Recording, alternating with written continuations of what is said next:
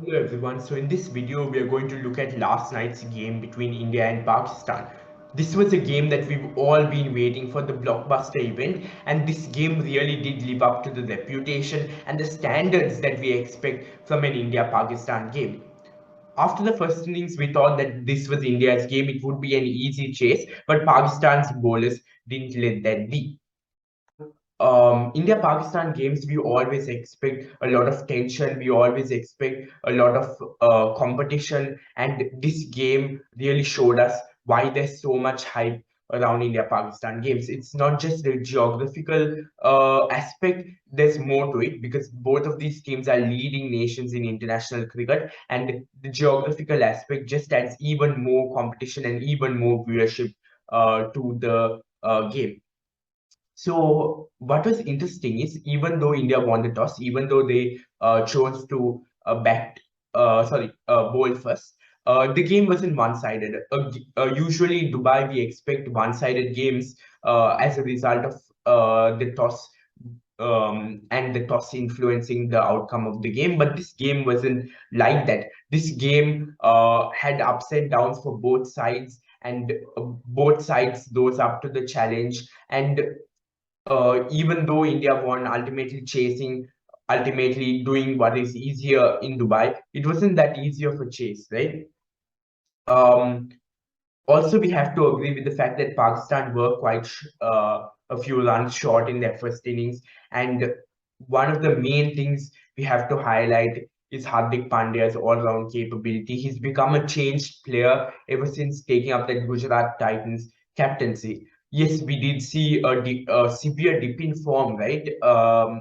Prior to the IPL, he wasn't bowling, he was injured for a long time. He wasn't really adding value to the team, something that you would expect from an all-rounder and something that you would expect from a player of the quality of Hardik Pandya. Even in the last World Cup, the fact that he didn't bowl was one of the key reasons, one of the key chinks in India's armor. And he's now not only providing you with the bat and the ball, he's providing you with the field, but he's also providing you with that leadership, right? You have so many leaders in that Indian setup, and Hardik Pandya is one of them. Of course, as we all know, he did lead Gujarat Titans to their inaugural IPL trophy in their inaugural season. And we have to emphasize on his bowling because he's become that third seam, right? He stepped up to the shoes of a missing bowler like Bumrah, and he's taken that responsibility to become a complete bowler, to bowl all 4 overs and pick up wickets and be threatening. He's not just trying to just bowl overs and get the overs moving. He's playing the role of a complete bowler, and when he's batting also, he's not someone who's just going to hit a few shots. He's playing that complete batsman role. In whatever he's doing, he's looking complete, right? He doesn't have any kind of, you wouldn't expect if it was two different people doing that, that you that's what you would expect two different people to be doing the two roles that he does. But when you have someone of the capability of Hardik Pandya doing both of those roles, it's just amazing, and it's a huge advantage for the Indian team. So let's first move on to the first innings, right? The review of the first innings. So Pakistan were very slow throughout their innings, especially with Mohammad Rizwan. He got 43 or 42, and as I mentioned in the preview, that's what you expect from Rizwan and Babar. They bat quite slowly in the T20 format because they want to bat deep, understanding that their middle and lower order aren't that good.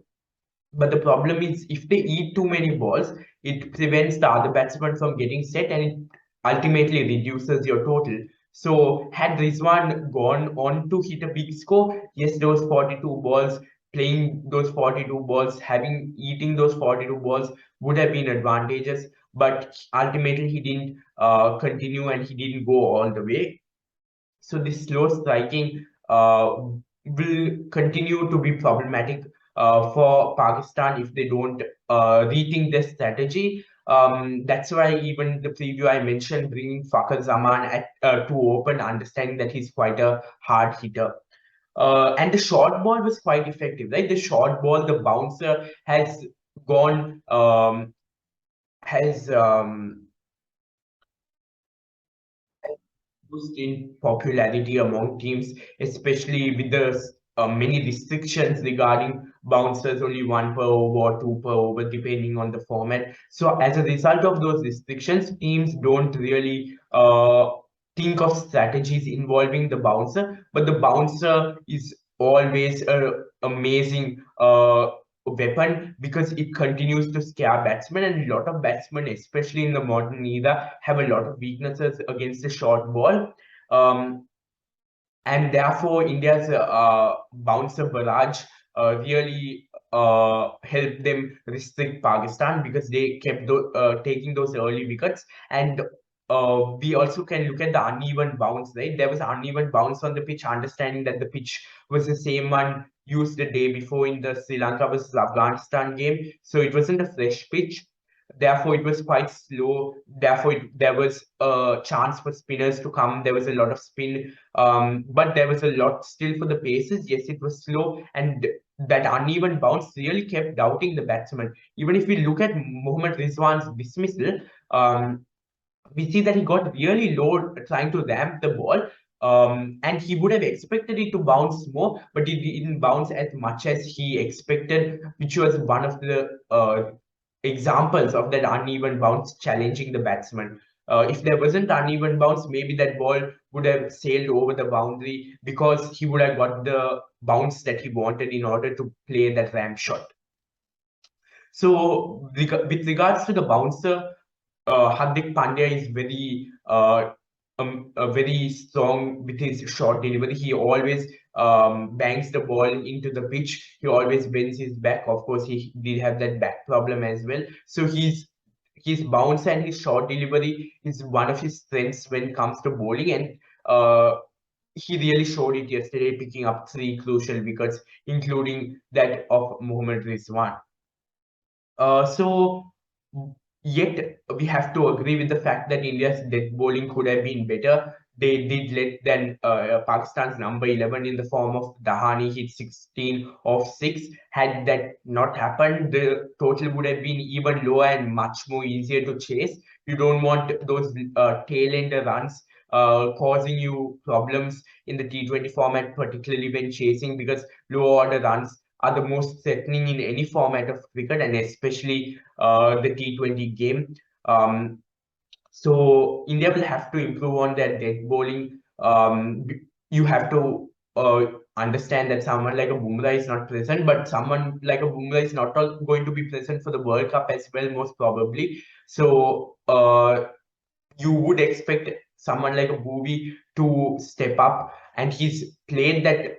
He's done that dead bowling role for many years for Indian cricket. And yes, Arshdeep is young, but he's done that in the IPL as well, and he's done that quite effectively. So hopefully, in the next outing, India really do work on that dead bowling game better. And also another thing was that they had one fielder in, right, because of the new restrictions by the ICC, where as a result of a slow over rate, a penalty is given in the last 5 overs where a fielder has to come into the circle. So you have less protection on the outside. Therefore, you have to nail your Yorkers and you have to be more defensive. You can't be more attacking and expect slow balls to go up in the air and for fielders to catch, because you don't have that kind of protection if you bowl in slow rates, and that penalty, you incur that penalty. So even through the middle overs, India would have expected someone like a Chehel to be more effective. He didn't pick up any wickets and he went for 32 runs in his 4 overs. This is where I would recommend India to bring in Ashwin, because because he and Chehel are that perfect combo. We saw what they did for Rajasthan Royals together. So I think we should reunite both of them, and that might come in the expense of someone like an Avish Khan. Yesterday, Avish Khan only bowled 2 overs when he was supposed to be the third seamer, but because Hardik Pandya bowled so well and he took up that role so well, they didn't need much from Avish Khan. So it might not be it might actually be beneficial if India go with three spinners, even if that is for the World Cup, even if they go with three spinners in Australian conditions, it's fine because Hardik Pandya is playing that complete fast bowler's role, being that third seamer. So even if they go with three spinners in the form of Chahal, Ashwin, and Jadeja, I wouldn't mind because as we saw yesterday, they seem to want more of Jadeja, the batsman, since he did come up the order. So even yesterday, Pakistan sent Shadab Khan over Asif Ali, who is a more recognized batsman. Who Asif Ali is a more recognized batsman. So um, this was during the last 5 overs, and I think this is a strategical error because had they not lost that wicket immediately as soon as Shadab Khan came to the crease, uh, in certain games it might have been problematic because Asif Ali wouldn't have had enough balls to settle in and play what he's capable of playing those big shots. So I think Pakistan shouldn't do that again. I think they should allow Asif Ali to come, and like yesterday, someone of his nature of playing, slugging the ball, that kind of batsman is not going to give you runs every day, and Pakistan have to acknowledge that. Um, so yes, they shouldn't send Shadab Khan over Asif Ali. You don't want to keep your finisher till too late that you give him very few balls to make an impact. You want him to make how much impact he can, as much impact as he can.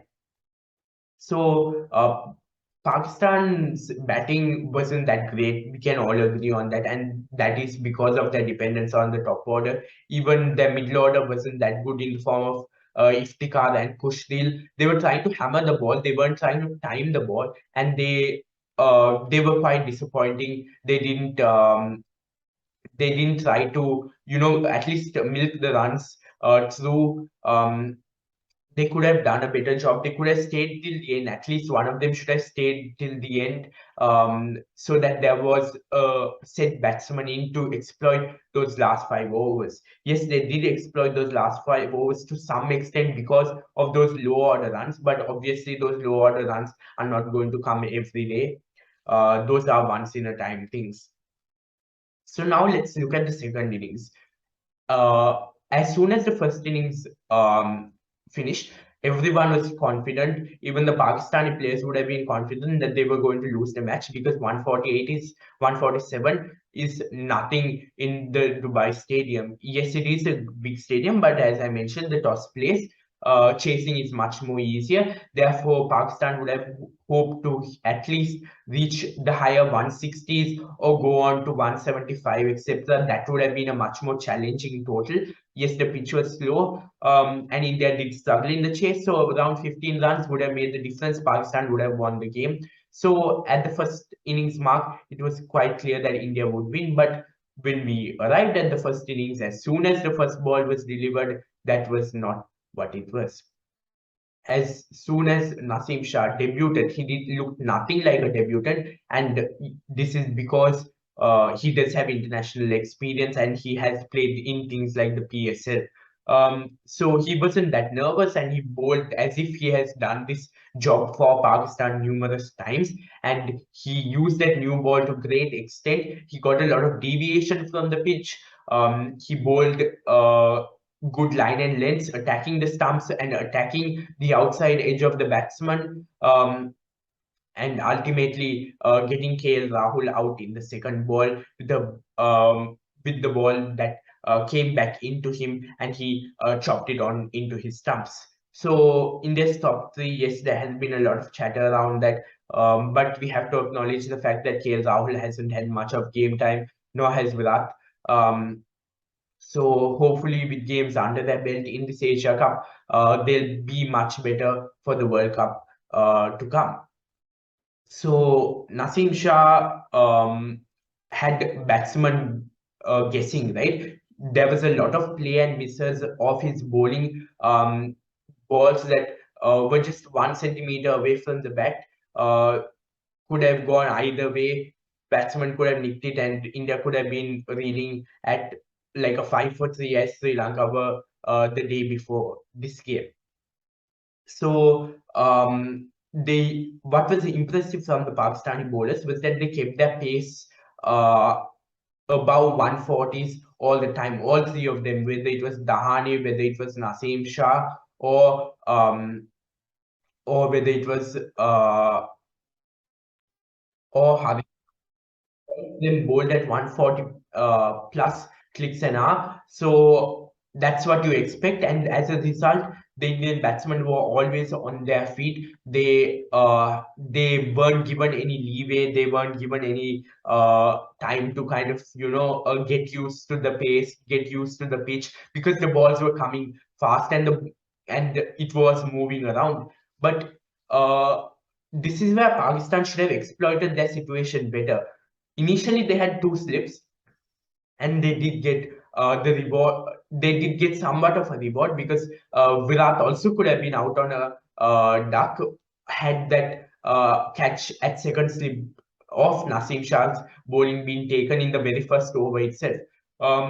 So we know how much Virat loves his cover drive. So he went for the cover drive and it went to second slip. Second slip dropped the catch, and that ended up being extremely costly for Pakistan. Had they taken that catch, it would have been a different game because India would have been two down for nothing on the board for I think one on the board. So it wasn't much uh, on the board, obviously, and two wickets in the first over is going to affect your morale and going to affect the batsman coming in, because they immediately get scared, because we saw the faces of the Indian batsmen. Did get rattled by Naseem Shah. You could see the nervousness in their face. Even Virat Kohli early in his innings, he wasn't really getting the middle of the bat. He was getting a lot of inside edges and the outside edge, such as the drop catch. So um, this is where Pakistan should have kept those two slips going at least till the third, fourth over, because their bowlers are capable of getting swing even after the shine is gone, even after the ball gets a little older. So they should have been more attacking, right? They shouldn't have been defensive after getting wickets. And even though the run rate was slow, they should have been more attacking and get more wickets, because with such a low total, you can't afford to be defensive. You have to be attacking. So the Indian batsmen throughout the power play were clearly rattled, particularly in the starting few overs. And it was as if Shaheen Shah, after his presence in the crowd yesterday, rattled them, right? More than the bowling itself. Because they did have a lot of doubts whether to play, whether to leave, especially against the fast bowlers. So there was a lot of doubt created by the Pakistani bowlers. And at one stage, they did look in a better position to win the game than India during the eighth over, particularly after Rohit's dismissal against Mohammad Nawaz. So the thing for India was that they had wickets in hand, because Pakistan weren't being attacking, and they were being more defensive. India had wickets in hand to play with, and therefore they did go on to win the chase, because they backed quite deep till number 7, 8 in the form of DK or Hardik, whoever comes. So the fact that they had wickets in hand really benefited them. So if they had lost a lot of wickets, um, then it would have been problematic. And this is where I would commend India's strategy for not being way too attacking. Because if they had been way too attacking, they would have lost a lot of wickets, and that is not what you need, because you don't want your batsman coming into the playing field and exiting out immediately by trying to play a rash shot. You want them to get set in, and you want to play patient cricket. Even though it is the T20 game, you want to play smart cricket without trying to be too rash or being too aggressive when it is actually not needed. So even though there was the slow run rate in terms of India's chase, and even though the run rate was creeping up, you would have confidence in someone like a Hardik Pandya or the DK to come and finish games off. If the required run rate climbed up to a 10 or an 11, they should be capable of doing it as long as there are wickets at hand.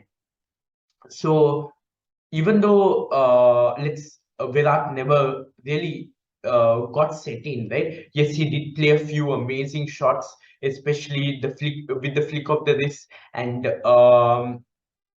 the pull of Haris Rauf, I believe. So there were some glimpses of Virat Kohli returning back to form, and there was also that top edge of Haris Rauf that sailed for six. So there was a lot of luck in the innings as well. We have to agree with that. But this innings of 35 should give Virat a lot of confidence because he did get a few in the middle of the bat, and he's got runs under his belt, and that was key. Whereas in contrast, Rohit really struggled throughout his innings. He really struggled to get the ball away. He wasn't trying to play many aggressive shots.